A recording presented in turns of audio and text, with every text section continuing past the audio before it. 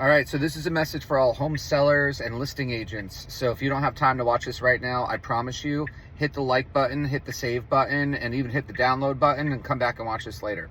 But what are we struggling with in the Central Florida market right now? What we're struggling with is a declining market. Everything's just too expensive and the people who live here just can't afford to buy. All right, and so essentially what that's happening is the prices are dropping. Well, I just want you to think about this for your next listing appointment. All right.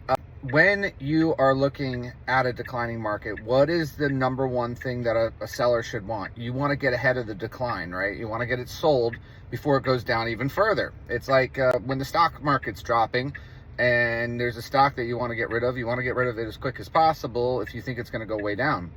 But anyway, so the best idea here is to get ahead of the market. Now, how do we get ahead of the market?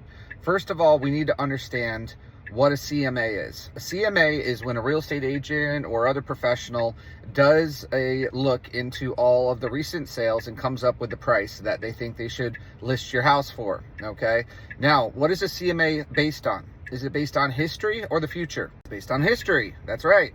Okay, very good. So if the market is declining, are prices going up or are they going down? Down, right? So the future is lower prices, all right? At least for the immediate future, that is.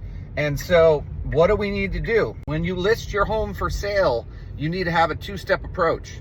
Number one, list the house for what the CMA says to or slightly less, okay? Now you've listed it, great. Now we gotta get eyeballs to the house, right?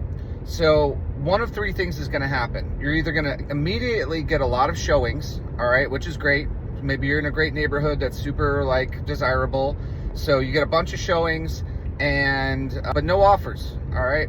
Well, if you got a ton of showings but no offers, then you probably just need to lower your price by 2 or 3% to get somebody off the fence to make an offer on your house, okay? If you've got a mediocre amount of showings, a couple a week, all right, then you probably need to reduce by about 5%. And then if you are crickets, if you put the house up for sale and there is next to no showings, or maybe you had a couple and then no more, the house is sitting there, et cetera, then you need to lower your price by about 8%. And you need to do this every 2 weeks. You need to listen to what the market's telling you. This is a very intelligent approach on how to list your house and get it sold for top price. Because here's the truth, guys. Your house is only worth what somebody right now is willing to pay for it when you list it, okay? So if there's no offers, your house is worth zero until there is, okay? I'll give you a perfect example. I use this as a joke. For those of you who are biblical, you might remember this term called the rapture, right? The rapture is when, in the end days, when, the world was going to end, God takes all of the, good people and brings them up to heaven, and then all the bad people stay behind to deal with whatever is coming our way, all right?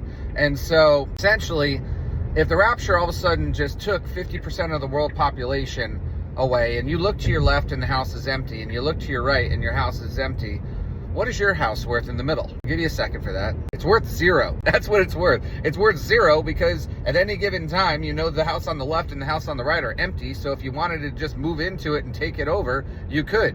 It's called squatters' rights in America. And basically you could do that. And so if there's nobody else who's going to fight you on that. So your house is worth zero in the rapture situation. So the thing is, your house is worth zero until you have offers. So my point here is, get yourself in a position where you can get those offers, and you can only find that out when you get down to those levels where those offers start to come in. Anyway, I hope this is helpful to everybody, and you have a great day. Bye.